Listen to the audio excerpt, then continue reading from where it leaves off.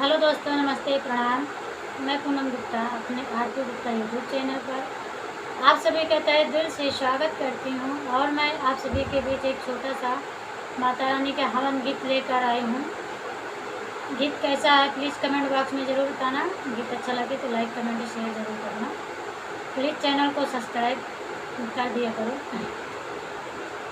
हवनो महा के मैया तोहरे भवन में, हवनो महा के मैया तोहरे भवन में, बेला चमेली के गजरा ले आयो, बेला चमेली के गजरा ले आयो, गुलाब महा के मैया तोहरे भवन में, गुलाब महा के मैया तोहरे भवन में, हवन महा के मैया तोहरे भवन में, हवन महा के मैया तोहरे भवन में।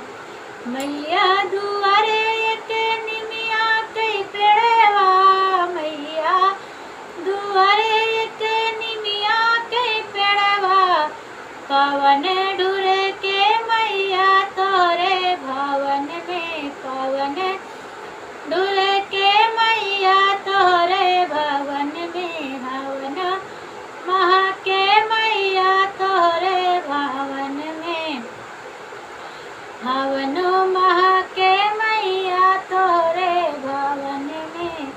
माटी के कलशा में जल भरी लायो, माटी के कलशा में जल भरी लायो, जल भरे से मैया तोहरे भवन में, जल भरे से मैया तोहरे भवन में, हवन महा के मैया तोहरे भवन में, हवन महा के